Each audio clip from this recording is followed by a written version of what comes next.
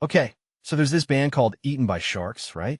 And their new album is called The Undertow of Hate. Wait, let me stop you before you picture some cheesy shark-themed metal with a cartoon logo. Because this Canadian five-piece is doing something way more interesting than just cashing in on Jaws nostalgia. Let me explain why I think this album might actually be one of the smartest releases of the year. And no, it's not because of the teeth or the blood splatter on the cover. First off, let's unpack the name.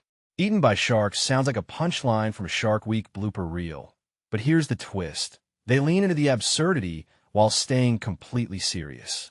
Like, imagine if someone made a slasher film about a killer shark that's also a metaphor for climate anxiety, and somehow made both work. That's the tightrope they're walking. And honestly, I'm here for it.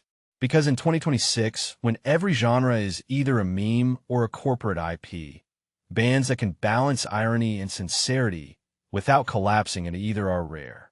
Now, if you're expecting mindless deathcore, you're half right. This is technical death metal that hits like a hammerhead's jaw, relentless, precise, and packed with riffs that'll make your neck feel like it's been through a sandpaper exfoliant. But what caught me off guard was how muscular the songwriting is. Tracks like Capsized and Crimson Tide aren't just chaotic, they've got structure. There's groove in the chaos, melody in the growls, and a sense of dynamics that a lot of bands in this space ignore. Matt Sheriff's vocals? Yeah, they're guttural, but you can actually understand the words, which makes the whole thing feel less like a math equation and more like a primal scream you can sing along to. Here's where I think people might miss the point. Eaten by Sharks aren't trying to reinvent the wheel. And that's what I love about them. In an era where every band is chasing innovation like it's a viral trend, they're out here perfecting the wheel. Like sharks in the ocean, species that survive for millions of years by being ruthlessly efficient. They know that sometimes not reinventing the wheel is the smarter move. The Undertow of Hate doesn't need a 12-minute prog epic or a trap remix to grab attention. It just brutalizes you for 34 minutes and walks away, like a shark tearing through a surfboard and not looking back. But let's get deeper. What's the subtext here?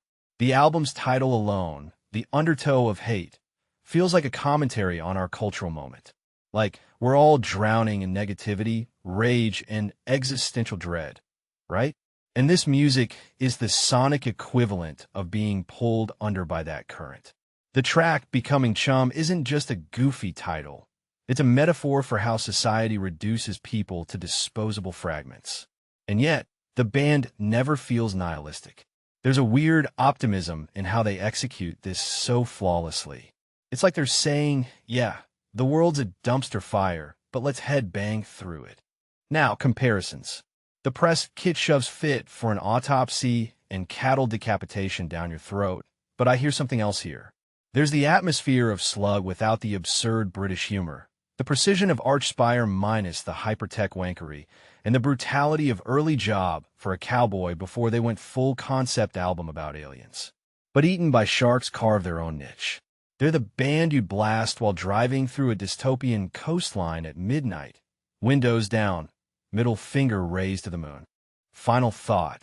This album isn't going to win any Grammy Awards for Best Concept Album. But it doesn't need to. What it does is prove that extreme metal can be both a banger and a mirror to our collective psyche. And if you're someone who thinks deathcore is just noise, The Undertow of Hate might make you rethink that stance. Because beneath the growls and blast beats, there's craft here. And maybe, just maybe, that's the point. Sharks aren't mindless killers, they're survivors. And so is this band. What do you think?